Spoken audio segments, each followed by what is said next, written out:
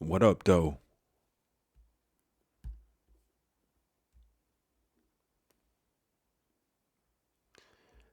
The Negro in the New World, or the American in America. The Negro in the New World by Sir Harry H. Johnston, 1910.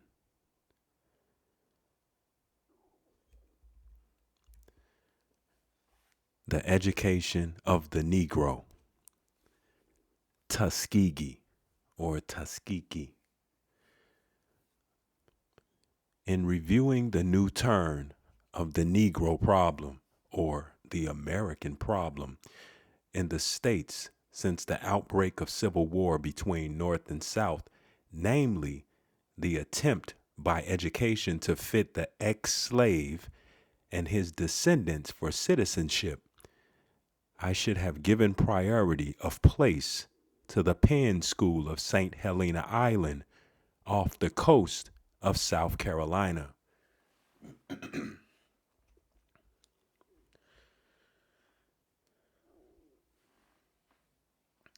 Previous to 1861, the Negroes of the island of St. Helena, previous to 1861, the American Indians of the island of St. Helena were considered among the lowest slaves of the South. They were ruled by black drivers and, under the strictest overseeing, raised the finest of all cotton, that known as Sea Island, which takes a whole year's labor to perfect.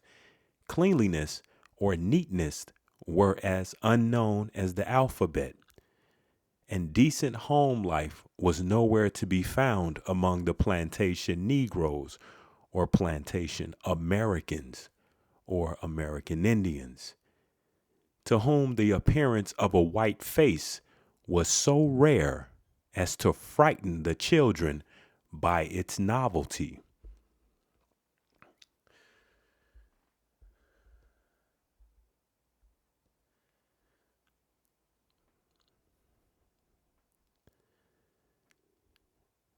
This says the Negroes or the Americans of the island of St. Helena. And it says cleanliness or neatness were as unknown as the alphabet, and decent home life was nowhere to be found among the plantation Negroes. Well, that's interesting since plantations started with Negroes or properly Americans. Let me know if you come across a plantation in the Caucasus region, or Afro-Eurasia. Now, speaking of the plantation American Indians, to whom the appearance of a white face was so rare as to frighten the children by its novelty.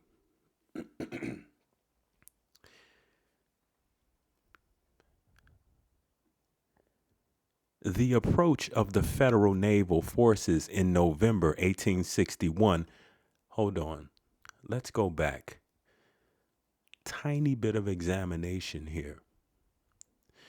The white face was so rare as to frighten the children by its novelty.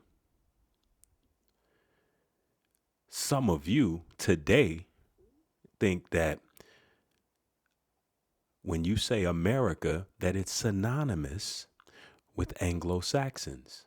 Even the Anglo-Saxons or Caucasians or Afro-Eurasians think that they are synonymous with America. I mean, they call themselves Americans. But here, the plantation Negroes or plantation Americans, the Americans that was, are, and always will be, it was a rare occurrence to see a white face. The approach of the federal naval forces in November 1861 led to the abandonment of the island by its white families. Realizing the necessity for prompt action, the government and public-spirited Northerners sent down men and women to teach the Americans, it says Negroes, to give them clothing. To teach the Negroes to give them clothing and to direct the working of the plantations so that some cotton and at least provision crops might be raised.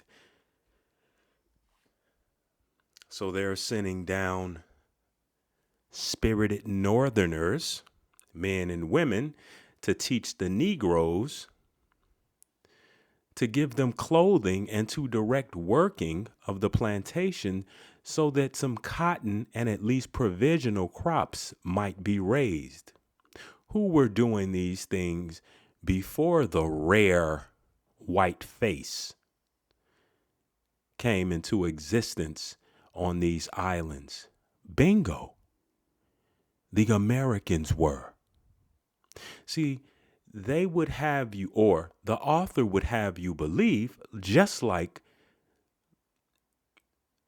hundreds of people will have you believe, that there was nothing here prior to European, Caucasian, Anglo-Saxon, Afro-Eurasian exploration.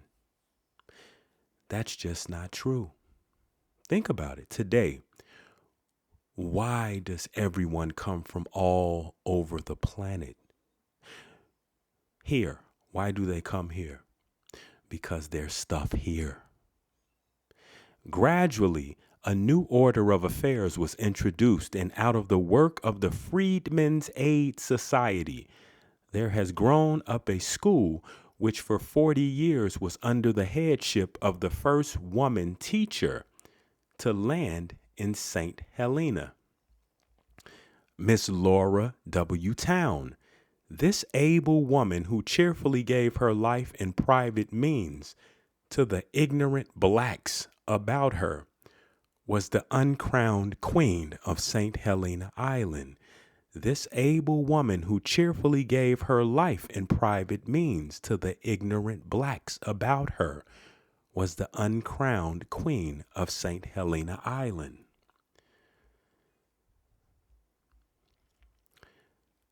Although scourged by frequent epidemics of smallpox and devastated by the cyclone of 1893, which cost 300 lives, their isolation, land ownership, and freedom from interference have enabled the Negroes, or Americans, to rise steadily, morally, and industrially, until the island promises to become a very well-to-do and successful community, as well as a striking object lesson of the possibilities of growth among colored people when intelligently guided.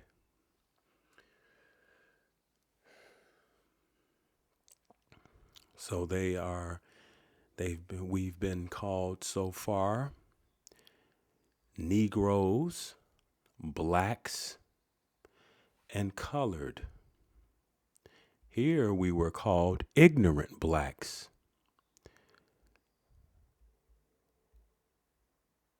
And throughout, the name of the actual text is the Negro in the New World. So we can expect that they will call you by the name that your family called themselves. And here it says, as well as a striking object lesson of the possibilities of growth among colored people when intelligently guided. And by growth, they mean to be more like them, to be more Anglo, to be more Caucasian, to be more Afro-Eurasian, to be more of anything other than what you are, an American Indian. We already have three things that they would like you to be: black, colored, and Negro. Let's shake it. The Penn School is now devoting itself to industrial training, for the methods of agriculture are still primitive, and scientific farming would double or treble the cotton crop. I think they might have meant triple. For the simplest ironwork, the people must go to Beaufort, there being but two trained mechanics on the island. These, be it noted, are colored missionaries from Hampton, come to teach carpentering, blacksmithing, and harness making, and to give other instruction to the 275 pupils of the school. These, be it noted, are colored missionaries from Hampton. So Americans coming over to teach other Americans. And we're supposed to believe that that just began with, did that just begin with Miss Laura W. Town, the uncrowned queen of St. Helena Island? Maybe. I don't know. Who is she? That's for you. That's homework for you. Harness making. Yeah, an American invented that. I spoke to that in another show that I did. Check it out. Might have been one of those shows in the series, Black Americans Don't Have Culture. In Beaufort County, with an area of perhaps 15,000 square miles, there is at present a population of some 5,000 whites and 31,500 Negroes and colored. Or, see, it's at Negroes and colored. They're all one people. They've alluded to that earlier in previous paragraphs. But in this paragraphs, it says Negroes and colored. And I told you before, when speaking of Negroes and colored and black and Negroids, as we will see shortly, from my understanding, this has everything to do with facial features, hair texture, attitude, countenance. But it has nothing to do with who people are. They're not calling these people Americans because they have took the American label for themselves. Because if they, the Anglo-Saxons or the Caucasians and or Afro-Eurasians are the Americans, then guess what? They're not doing anything unlawful by squatting on your soil. There is at present a population of some 5,000 whites and 31,500 Negroes. This is in Beaufort County. 31,500 Negroes and colored. The school attendance among the white children by the last returns was an average of 260 for the year 1908. For the Americans, it says for the Negroes and Negroids, or for the American Indians, it was 5,618. Yet, the allowance of state funds for the education of these 260 white children was an approximate 5,000, what is that, pounds or lira? And for the blacks, 1,750. So for the 260, quote, whites, end quote, it was 5,000. and for the so-called blacks, or properly Americans, 1750. This will give some idea of the South Carolinian sense of justice toward its Negro citizens, or towards its properly American citizens.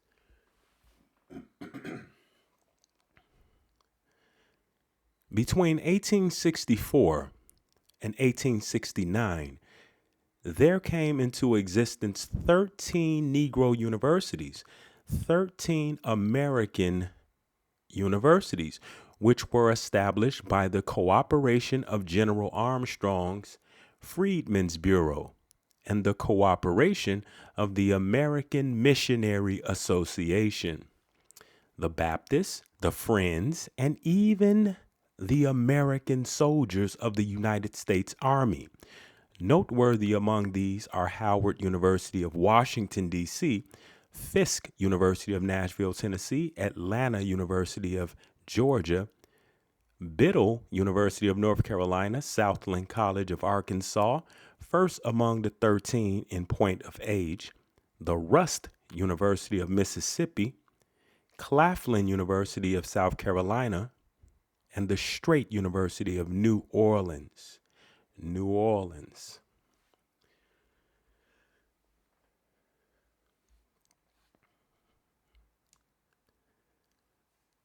Then later, in foundation, are the Leland University of New Orleans, created and endowed by Mr. H. Chamberlain in 1870, the New Orleans University Methodist Church, 1873, the Shaw University of Raleigh, North Carolina, Baptist Church, 1874, the Wiley University of Marshall, Texas, Methodist, 1880, the Livingston College of Salisbury,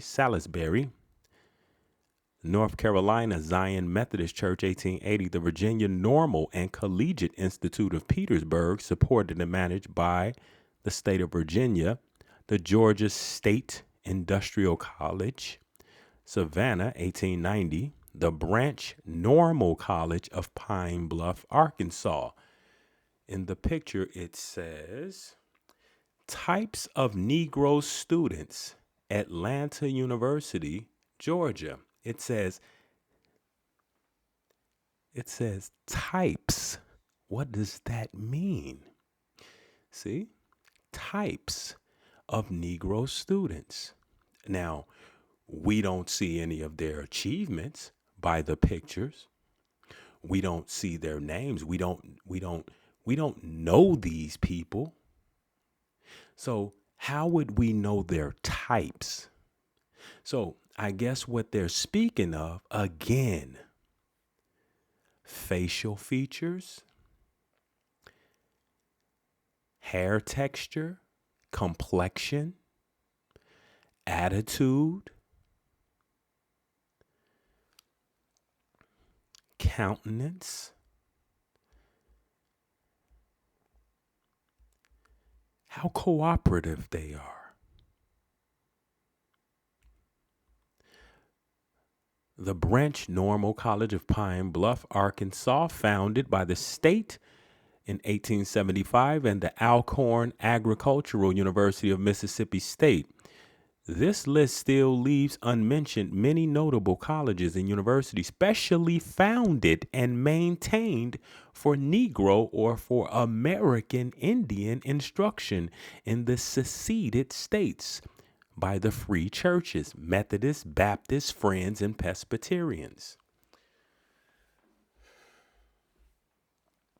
It is noteworthy that the Roman Catholic Church and the Protestant Episcopal Anglican Church in the United States maintain nothing in the way of Negro education, have never at any time shown particular sympathy with or desire to help the Negro slave or the American Indian worker. Indeed, in slavery times, numerous bishops and institutions of the Church of England, which afterwards became the Protestant Episcopal Church, held slaves. Yet, The Anglican and Roman churches in the West Indies and South America have been the great opponents of slavery, And the Anglican Church, especially for the last 40 years, has been an ardent champion of Negro education in tropical America, or of American Indian education in tropical America.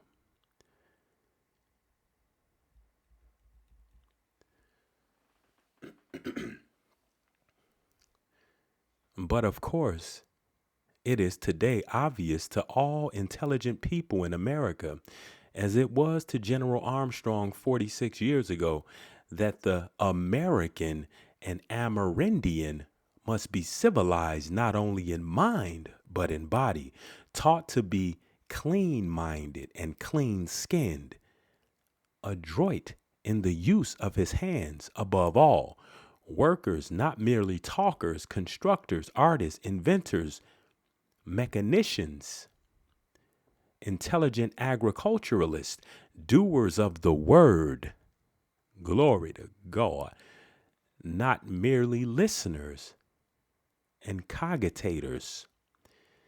These colleges and universities are well enough, would be better still, if my suggested curriculum were adopted. But they merely train clergymen, lawyers, politicians, petty officials, schoolmasters to teach secondhand knowledge of no great value, third-rate writers, a few geniuses able, as geniuses are, to suck nourishment from marl or verjuice. But they don't solve the tremendous need of the United States for field hands. The purpose is to keep you as the worker, laborer, employee. So far, the mission has been accomplished. Intelligent field hands, they don't turn out cooks, and cooks, as Booker Washington points out in pleasanter language than mine, are more necessary than preachers. They don't send out into 20th century America machinists, inexpensive electricians, plumbers, builders, bricklayers, carpenters, cabinet makers, gardeners, stockmen, sawyers, hydraulic engineers, printers, tailors, dressmakers, bootmakers, metal workers, and laundry hands. Hampton, having therefore proved a success in spreading this new learning, has been the parent institute, the model from which have sprung by direct transplanting or by imitation the many other industrial schools and colleges in the United States for the training of Negroes, Negroids, and Amerindians, or for the training of American Indians to useful or beautiful handicrafts, and to an appreciation of the amenities of civilized existence. Again,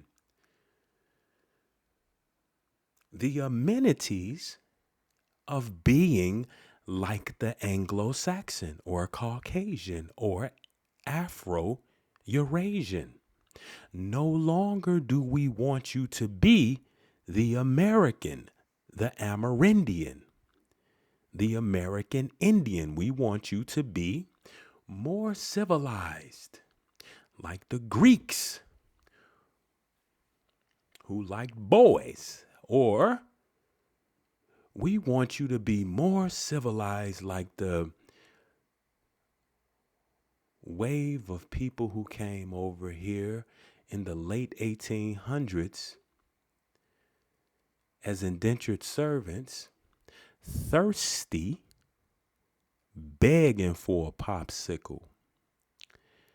The greatest of these is the Tuskegee Normal, an industrial institute for the training of colored young men and women. The greatest of these is the Tuskegee Normal, an industrial institute for the training of American men and women.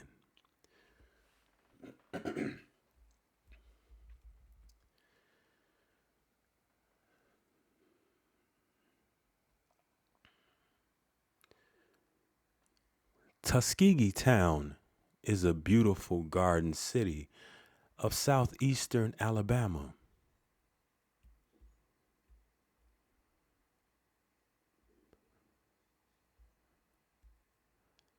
It says this name is pronounced as if written in phonetic English, Tuskegee. Tuskegee. Tuskegee Town is a beautiful garden city of southeastern Alabama, founded and unconsciously planned long before the notion of garden cities had been a matter of deliberate intention. Its name and its history show that it was once the headquarters of the Muskogee Indian tribe, all traces of which have long since disappeared from this locality, though a few still remain in western Alabama. How true is that? I don't know. How true is it? One of my great grandmothers was born in Tuskegee in 1909. Her older brothers and sisters, which numbered around 8, were all born in Tuskegee, the oldest being born in 1888 in Tuskegee. Her mother, one of my second great grandmothers, was born in Tuskegee, was born in Macon County, Alabama, in and around 1870. Her mother, one of my third great grandparents, was also born in Macon County near Tuskegee.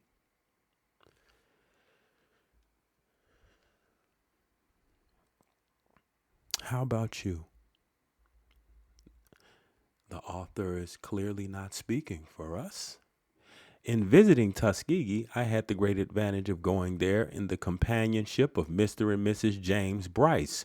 When we left the British Embassy at Washington very early on a mid-November morning, the broad avenues, the public gardens, and waste spaces of that city lay under 4 inches of snow. It was pleasant to leave these surroundings of chilly vastness for the snug comfort of an observation car, genially warm, yet bright with the daylight of its 3 glass sides. We were the guests of Mr. Robert C. Ogden, one of the trustees of both Hampton and Tuskegee, and one of the best friends the American race has ever had in the history of North America. Strategically erected schools, again,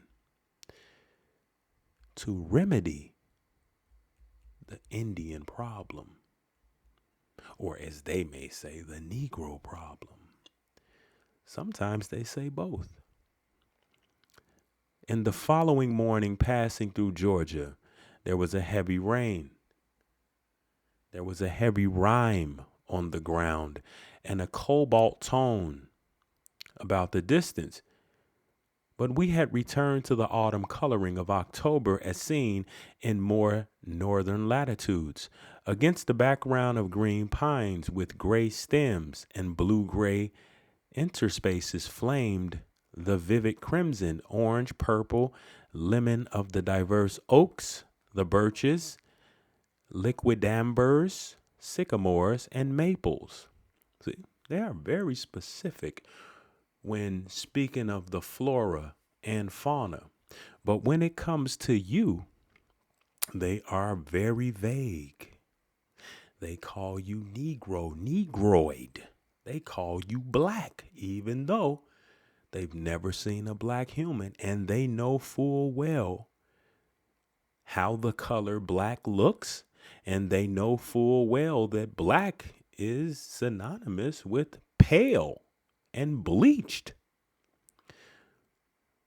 But yet they describe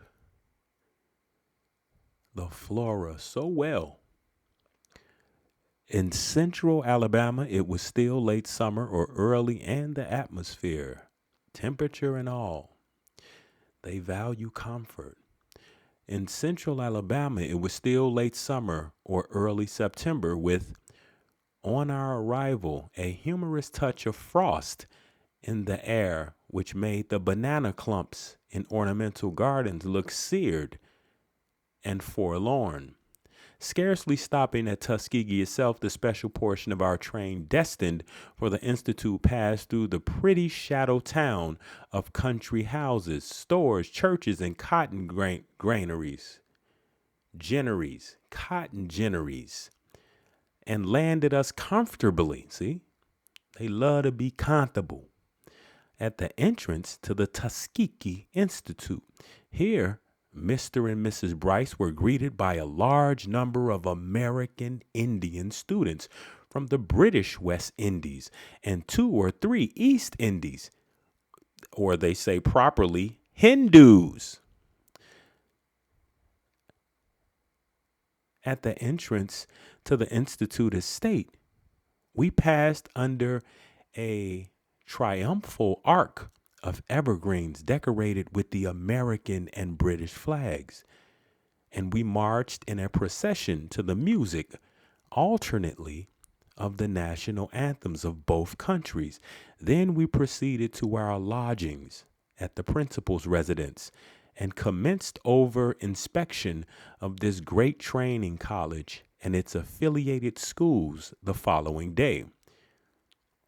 The idea of Tuskegee Institute was partly conceived and initiated in 1879 by a Negro, or by an American tinsmith named Lewis Adams, and by an Anglo-Saxon banker of the Southern aristocratic type, Mr. George W. Campbell. Both of them were residents at Tuskegee Town.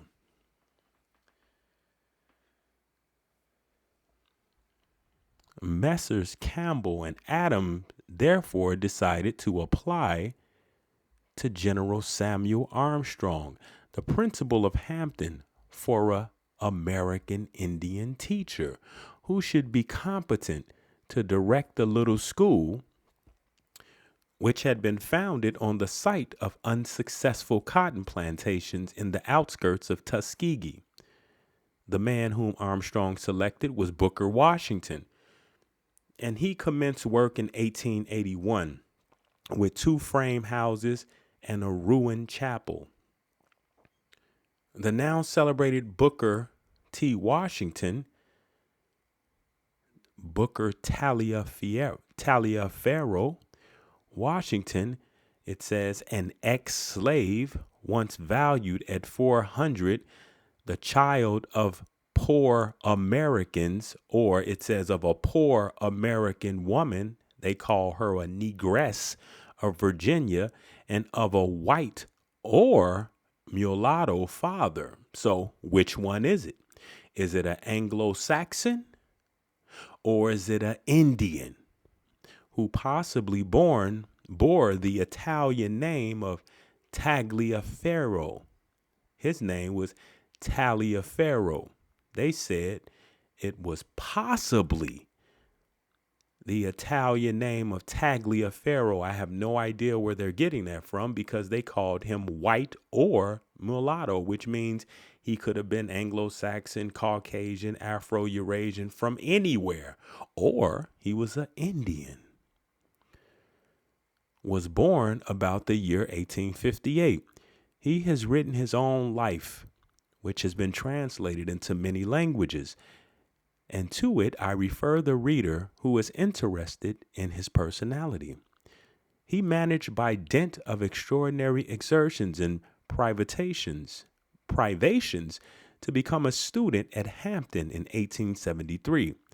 And here he attracted the notice of General Armstrong, who, with much other encouragement, gave him his chance at Tuskegee. Let me see, what does that say about the Tagliaferro?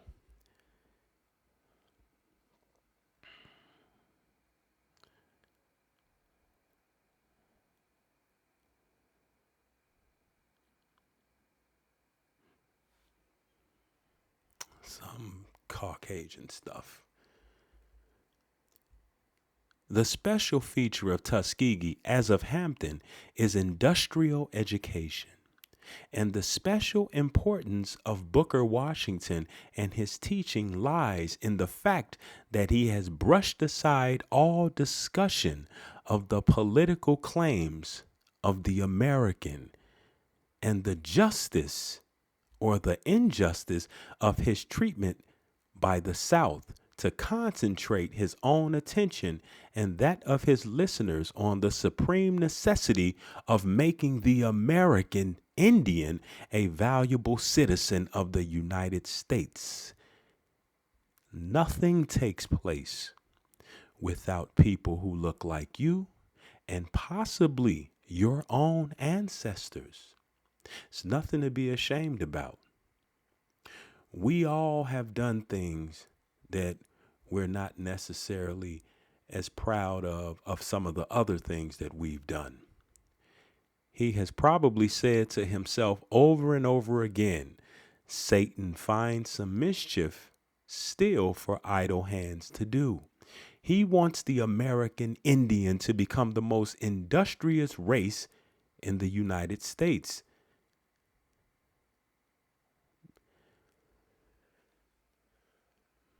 Do you know what industrious means? Do you know what industrial means? Well, I'll tell you. All these things mean is that they want to train your ancestors. They wanted to train your ancestors and you today to be laborers, workers, employees, to be as avaricious of time as Jews used to be of money, to live as well as possible.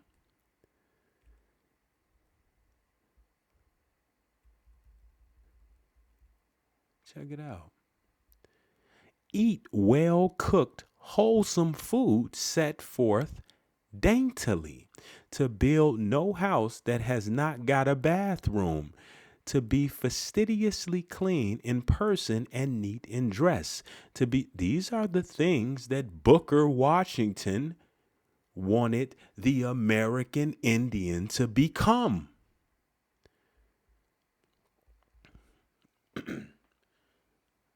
Did we become this? Is we this? Eat well-cooked, wholesome food set forth daintily. To build no house that has not got a bathroom. To be fastidiously clean in person and neat in dress. To dress like a Caucasian with a 6-piece suit on in 90-degree weather. To be able to do everything, but most of all, to be accomplished masons, architects, carpenters, cooks, dressmakers, tailors, hatters, plowmen, gardeners, cotton cultivators, tobacco growers, poultry keepers, horse breeders and trainers, carriage builders, bootmakers, botanists, typewriters, shorthand clerks, and electricians. Niggas was all of those things and always have been. That's not what he's advocating for. That's not what he's instructing the Americans to do. No.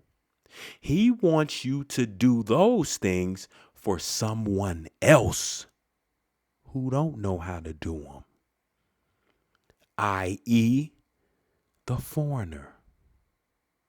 Let's shake it. Neither at Hampton nor Tuskegee is the education of a charitable description.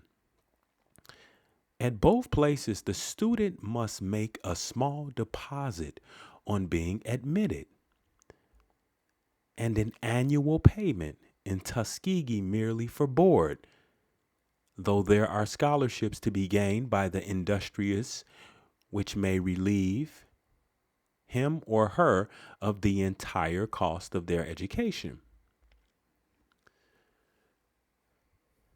Again, education.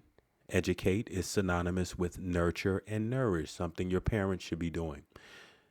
The instruction given by these two great institutions or institutes, and through their now numerous daughter schools and affiliate colleges, is intended to create by dispersed tuition a great middle class of educated American people who shall gradually replace the illiterate, unskilled, dirty, improvident American Indians of the South and East, and yet not unduly swell the ranks of the American lawyers, doctors, and clergy. Again, I know this is redundant, but this has everything to do with you wearing, the women wearing a petticoat and the men wearing a 6 or 7 piece suit in 90-degree weather. Okay? Be more Anglo. Be more Anglo-Saxon is the angle. You could not, for example, come to Tuskegee and engage one of the female students as a parlor maid, though after seeing their work in this line of life, you might well wish to do so. The young woman who has shown that she thoroughly understands how to lay a table attractively, how to wait a table, how to answer a door and announce visitors, and such other duties as are theoretically those of parlor maid, is to go out into the world, not necessarily to become a parlor maid herself straight off, but to radiate this instruction from smaller schools and institutions, or if she marries, as she probably will, to know henceforth how the house and household of a decent living person should be kept. Again, be more Anglo-Saxon, or at least be aligned with the American dream of the Caucasian.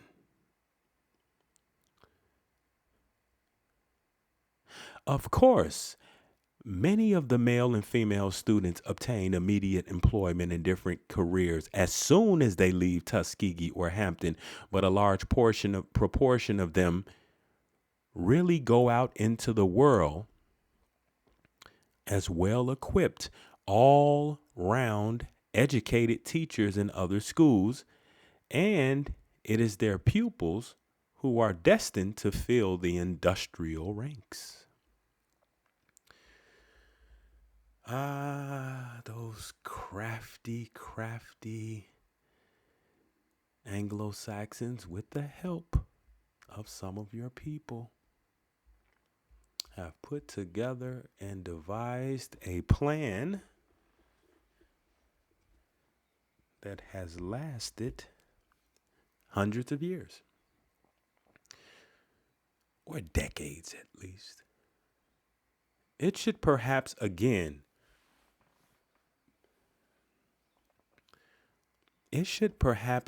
be insisted on that Tuskegee, like Hampton, is very large-hearted as to the nationality of its students. Both places are becoming an alma mater, not only to the Negroes or Americans of the British West Indies, to Amerindians and Filipinos, to Cubans and Puerto Ricans, but even to natives of British Africa. I saw several Zulus either at Hampton or Tuskegee. Several. Not 100 million, like what's his name? Stokely Carmichael said, I believe he said once in a speech, 100 million slaves through the transatlantic slave trade. And we've heard the numbers.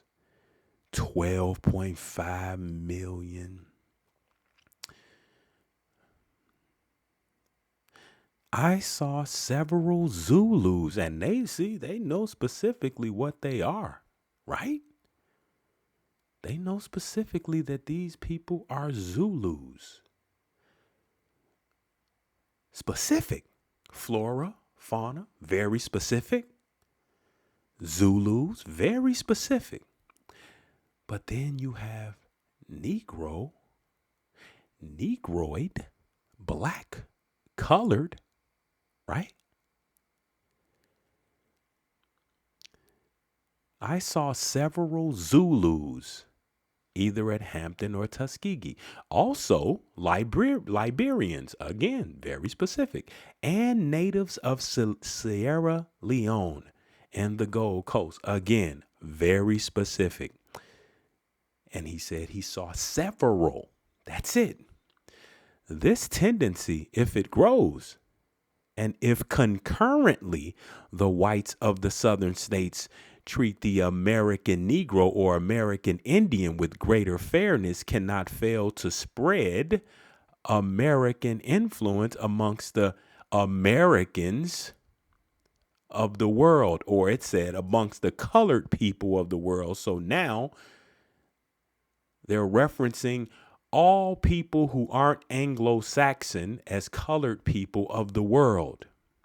Fair cannot fail to spread the American influence among the colored people of the world, perhaps to the advantage of the United States. See, it's a reason they said the United States and not to the advantage of America. And it's a reason why the author said to spread American influence.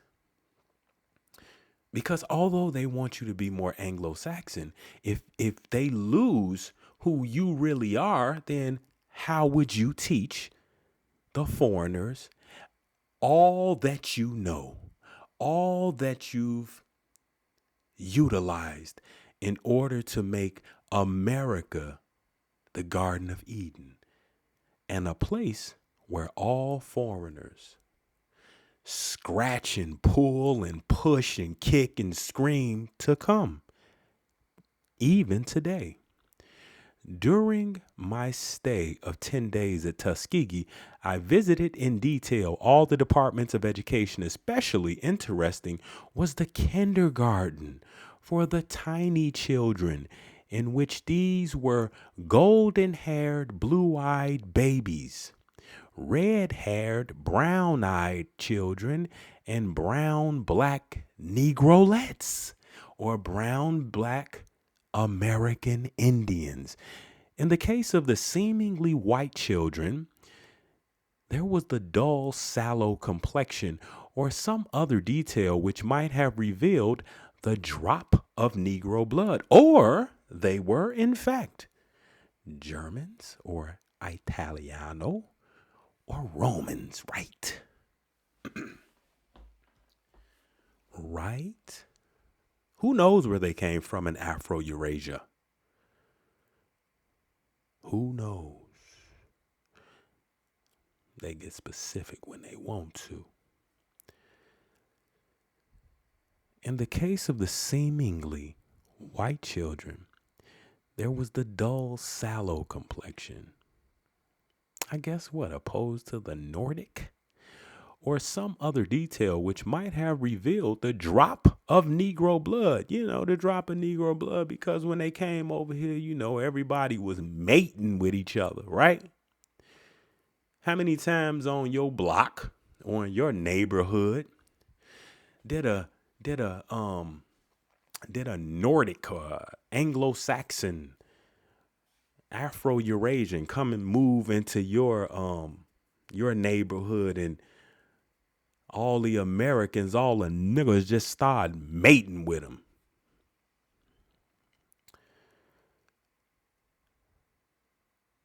or some other detail which might have revealed the drop of American blood in their ancestry to some cunning and possibly cruel person who, by proving the fact in their case, might have raised a clamor had such a child been sent to a white school for superior education.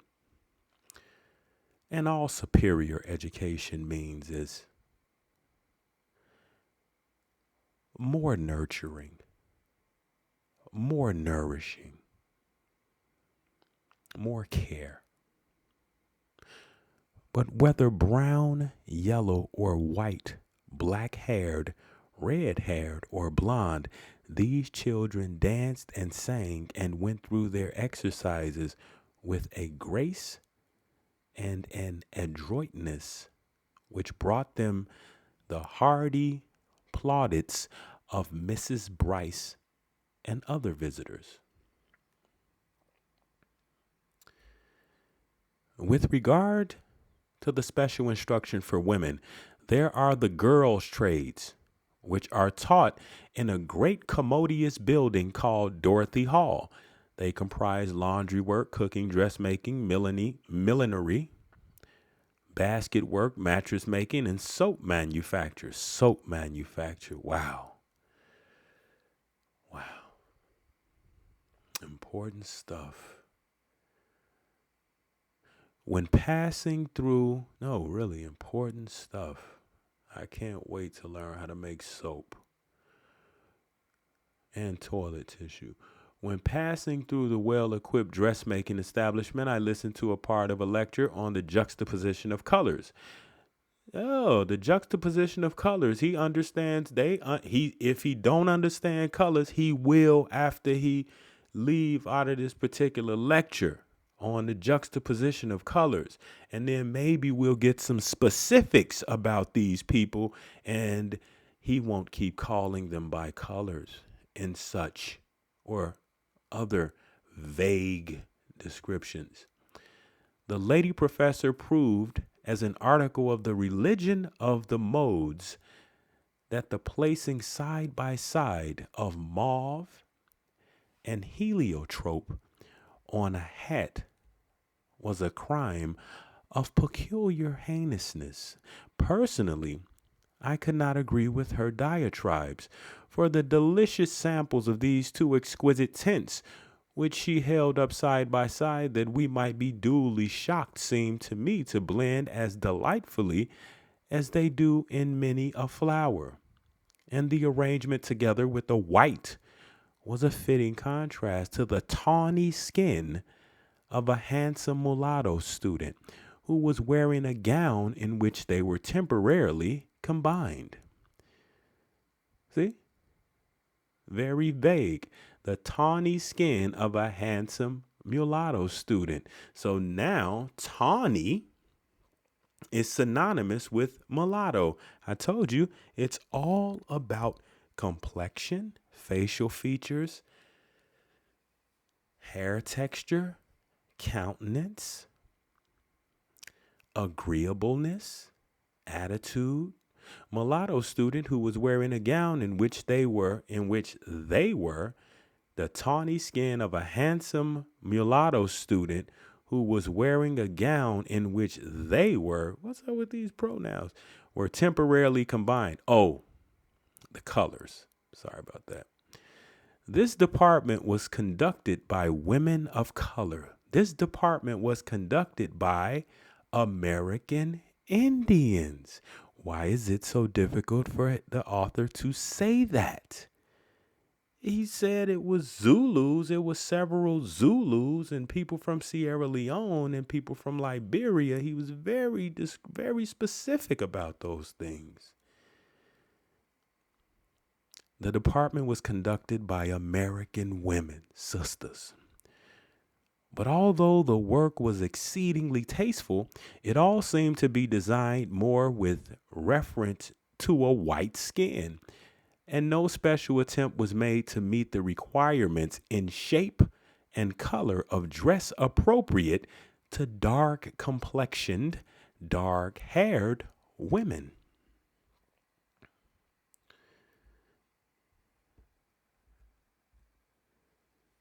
This, it seems to me, the special designing of costumes for educated colored women, for educated American women, is a point that Tuskegee has not quite grasped, and which it should go into most thoroughly and perhaps lay down the law of taste to be spread far and wide through America by its pupils. Of course, the farcical side of the color question in the States is that at least a considerable portion of the Americans are almost white skinned and belong in the preponderance of their descent and in their mental associations to the white races. These, of course, understand where he's talking about, understand his scope, understand his travels.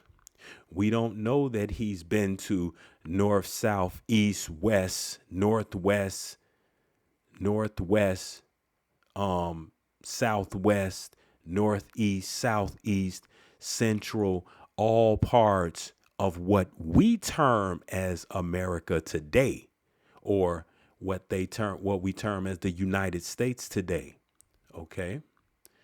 Of course, the farcical side of the color question in the States is that at least a considerable portion of the colored people are almost white skinned and belong in the preponderance of their descent and in their mental associations to the white race. These, of course, require to dress as do European men and women. But it is undeniable that for people of dark skin, amongst the women at any rate, a special standard of appropriate taste awaits the definition of a genius. This indeed is, it seems to me, a matter of crucial importance to the civilized Christian American Indian as regards to the Mohammedan. It is solved at once in Africa and Asia by the exceedingly picturesque, dignified, and suitable costume of the men and perhaps also of the women in the Mohammedan world. Dress a Negro like an Arab or like a Hindu, and you really forget that he is a Negro. He passes almost naturally into the Eastern world, where people have far less right or tendency to mock at a colored skin, where indeed the brown tint of the epidermis seems more in keeping with these tropical surroundings than the pale or red mottled hands and face of the European.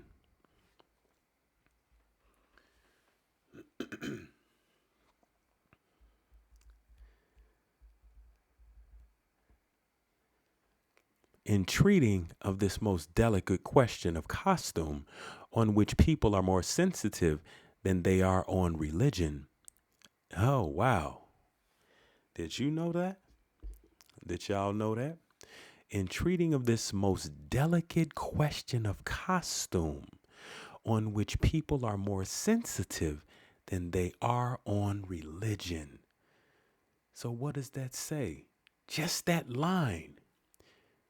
The importance of the way you dress, the importance of the clothes or lack thereof of what you wear.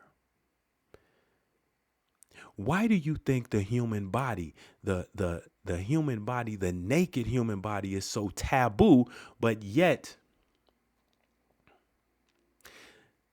the industries that profit from this body are the most successful industries around? Because as they said, in treating of this most delicate question of costume, on which people are more sensitive than they are on religion.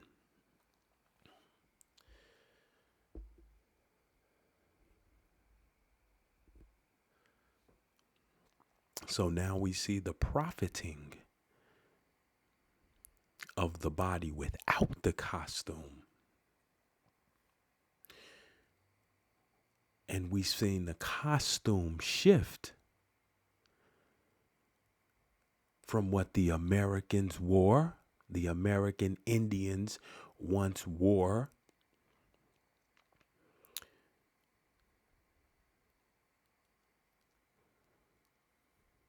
to approaching the six-piece suit, the ruffled shirt, the turtleneck in 90-degree weather. I might repeat some remarks made to me by Mr. Roosevelt at the time of my visit to America. He was referring to those passengers in my book on Liberia, wherein I had ventured to criticize the American Negroes or American Indians of that country for wearing black frock coats, black silk hats, high collars, and tight trousers in a temperature seldom less than 80 degrees in the shade. In discussing the matter, I referred, as usual, to the singularly picturesque costume adopted by the Mohammedan Negroes in Liberia. I might repeat some remarks made to me by Mr. Roosevelt at the time of my visit to America. He was referring to those passengers in my book on Liberia, wherein I had ventured to criticize the American Negroes of that country, of Liberia. The American Negroes of Liberia. Pretty sure all y'all knew. The American Negroes, the ones that went to Liberia, he's speaking of, the ones who were in Liberia, the American Negroes of that country, of the country of Liberia, for wearing black frock coats, black silk hats, high collars, and tight trousers in a temperature seldom less than 80 degrees in the shade. Do I have to talk about the suit again? I will not. Niggas then went to Liberia and they wearing their zoot suits with tights on. These are not subjects, however, on which Dr. Booker Washington desires to dwell, either personally or vicariously. He realizes fair and square the difficulties of the American's position and the root of it all, the root of which must be logically traced back on the lines of the parable of the 10 talents, to the Negro's age-long neglect of his opportunities in Africa. He does not pretend that he is dealing with ideal Americans like the white and colored philanthropists who have founded Hampton and Tuskegee have spent millions of dollars and lifetimes of work to help his people.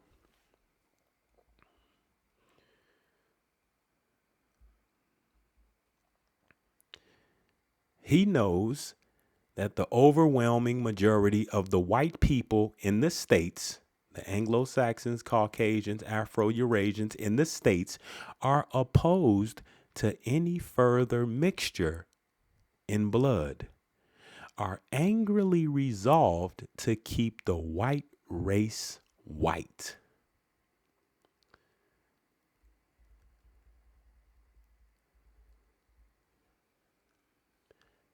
However, once again, Booker Washington deprecates excitement about this grievance. His main object is to get the American to work. His main object is to get the American Indian to work and stop talking, or to work for someone else. He wants you to labor for others who don't know how to do shit. He wants at least to achieve this before he dies. And when I say he, it must be borne in mind that I am obliged to regard him as a type of thinker, and that his thoughts and work are shared by other American leaders. and during his lifetime to succeed in raising the mass of 10 million men, women, and children of the American races in the United States above the slough of immorality, alcoholism, and sloth. Above the slough of immorality, alcoholism, and sloth, in which many of them exist undoubtedly at the present time. We're speaking of, he says, the present time, which this was, the copyright is 1910. So we know that between the mid 1800s and the mid 1900s, there were tens, if not hundreds, of inventions that we use today by the American. We know that there were a significant amount of congressmen. There were all manner of officials at this time. Some of my relatives were blacksmiths and worked on the railroad and things like that. And I'm sure yours did as well. A lot of them were farmers, which mean they were self-sufficient, right? And they are the people of this soil. Ain't it funny how foreigners come here and what you doing ain't enough? They complain about having to be next to you. They complaining about your behavior. Foreigners.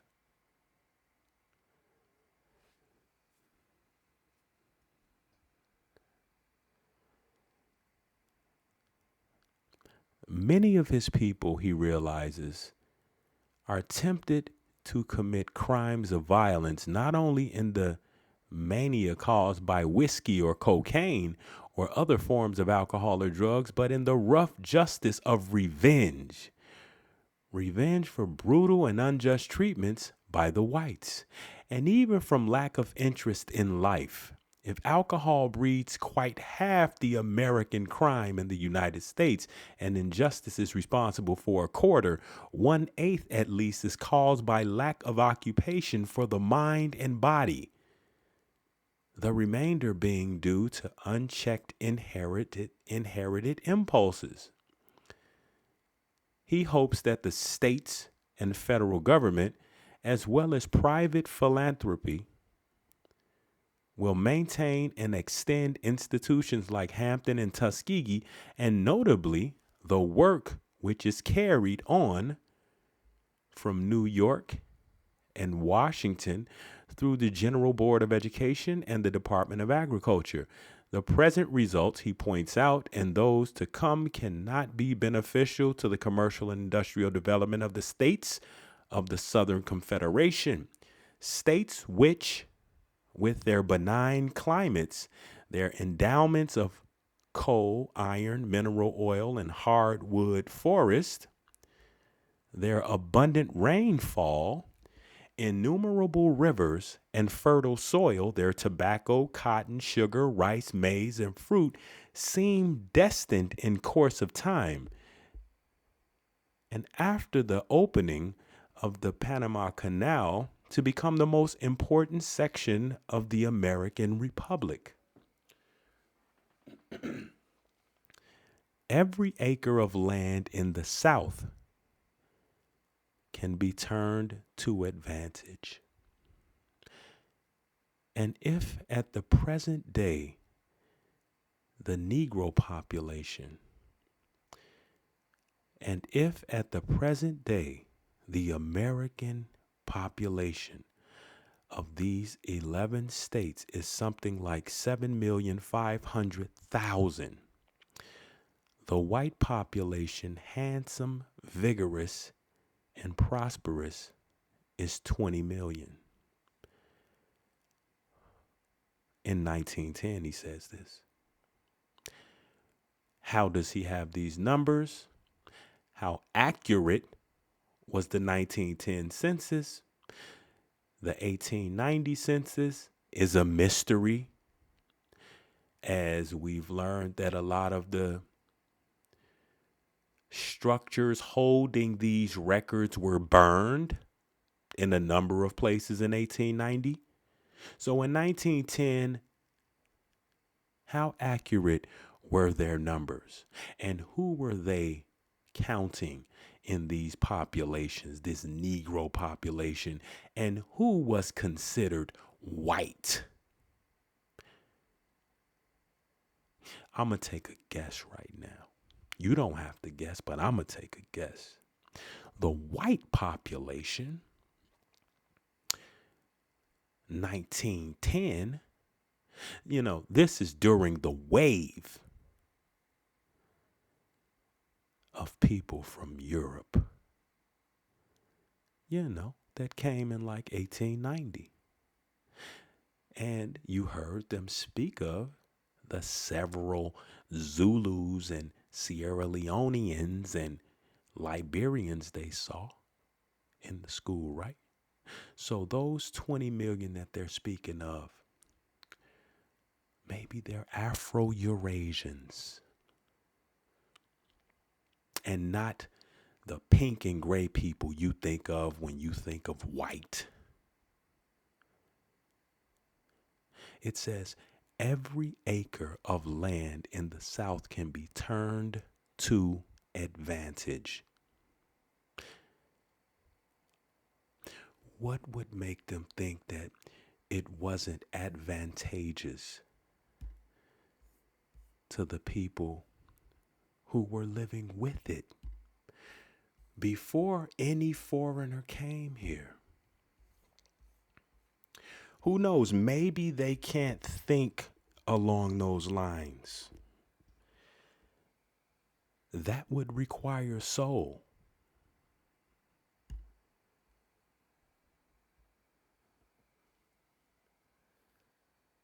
Do the right thing.